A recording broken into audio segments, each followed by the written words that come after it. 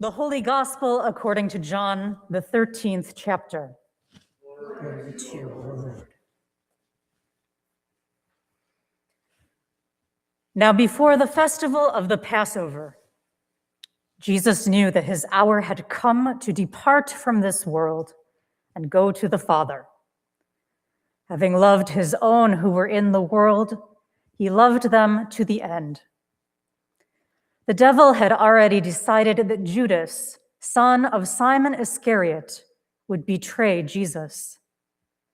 And during supper, Jesus, knowing that the Father had given all things into his hands, and that he had come from God and was going to God, got up from supper, took off his outer robe, and tied a towel around himself. Then he poured water into a basin and began to wash the disciples' feet and to wipe them with the towel that was tied around him. He came to Simon Peter, who said to him, "Lord, are you going to wash my feet?" Jesus answered, "You do not know now what I am doing, but later you will understand." Peter said to him, "You will never wash my feet." Jesus answered, "Unless I wash you, you have no share with me." Simon Peter said to him, "Lord, not my feet only, but my hands and my head."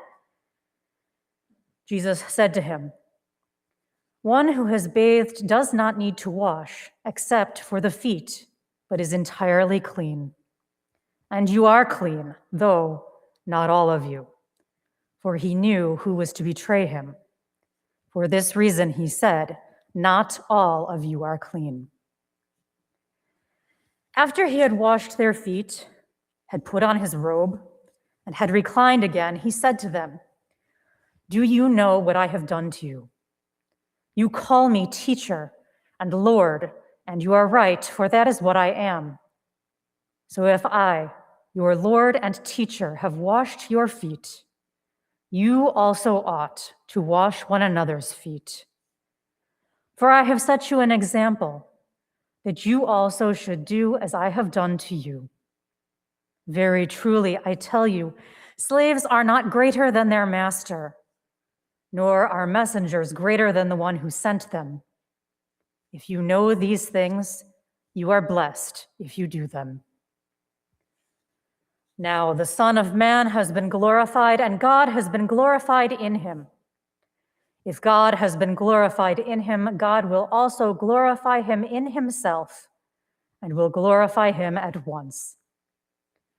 Little children, I am with you only a little longer. You will look for me. And as I said to the Jewish religious leaders, so now I say to you, where I am going, you cannot come. I give you a new commandment, that you love one another.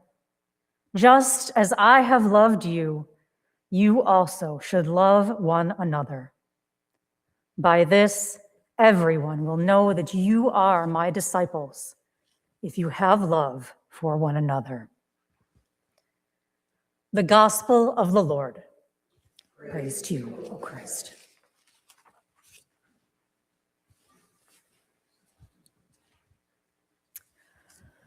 Feet are gross.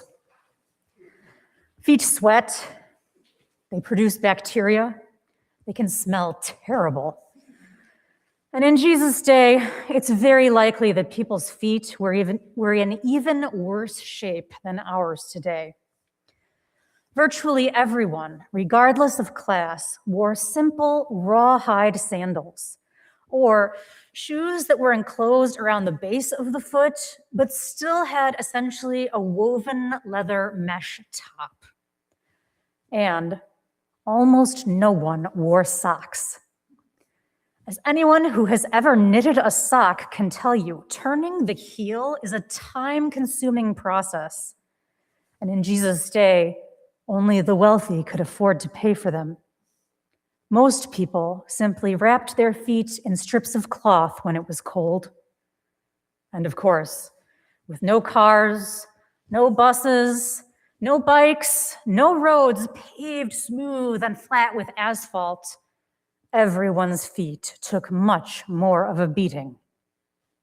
Hence, the need for foot washing. The New Interpreter's Dictionary of the Bible explains that biblical and Greco-Roman hospitality dictated that hosts should provide water for washing guests' feet. On Sunday, we heard how Jesus asked his disciples to go to a certain man in Jerusalem and ask to celebrate the Passover in his house. We learned that the disciples did as Jesus directed them, and they prepared the Passover meal. But it seems like they overlooked one important detail. No one had included the logistics of foot washing in their party preparations. It's possible that they were deferring to Jesus or to the man whose house they were in, since one of them would have been the host of the meal. But it's also possible that the disciples were simply all afraid that this stinky, grimy, gross job would fall to them. And given Peter's vehemence about not wanting Jesus to wash his feet, makes this possibility a very likely one. Perhaps if they just ignored the issue, somehow it would just all sort itself out. Well, the issue did sort itself out because Jesus, acting as both host and slave, washes the disciples' feet himself. Foot washing isn't a standard part of our culture today like it was in Jesus' time. And in spite of this, or perhaps because of this, it still has the power to shock. Some of the most public foot washing in recent decades has been performed by Catholic popes. In 1983, Pope John Paul II washed the feet of 12 boys who were experiencing homelessness. In 2024, Pope Francis washed the feet of 12 female prison inmates, one of whom was Muslim. In the videos and photographs from these events, the people whose feet are being washed often weep openly. Because that kind of intimacy, vulnerability, and tenderness isn't something that we often observe in our everyday lives, except in one very specific context: the house that has little children in it. Toddlers and small children live on the floor. They crawl around and play on the ground. They're the most likely to contract hand, foot, and mouth disease simply by virtue of all the time they spend sitting and lying on the floor with other children, playing and learning how to do life together. Well, blink and you'll miss it. But that's exactly what Jesus calls his disciples in tonight's reading: little children. That's us. Little children who need help from their loving parent or older sibling to wash themselves and get cleaned up for dinner. Little children who can't feed themselves, but who are counting on someone bigger to provide for us. Little children who don't think about germs, who don't worry about coming to the table with dirty feet, who are trusting in someone bigger, older, wiser to take care of us. And that someone, our God, cares for us in exactly that way, like a loving, caring adult cares for their little child. Tonight, Christ takes off his blazer, rolls up his sleeves, and pins a towel to his front. He kneels on the floor to get on our level, little children that we are. And with great love and affection and tenderness, he washes our feet and washes our hands and our head, in fact, our whole bodies and whole beings in the sacrament of baptism. Tonight, Christ calls us all to the dinner table and sits alongside us. He takes up the loaf of bread and cup of wine and feeds us, little children that we are.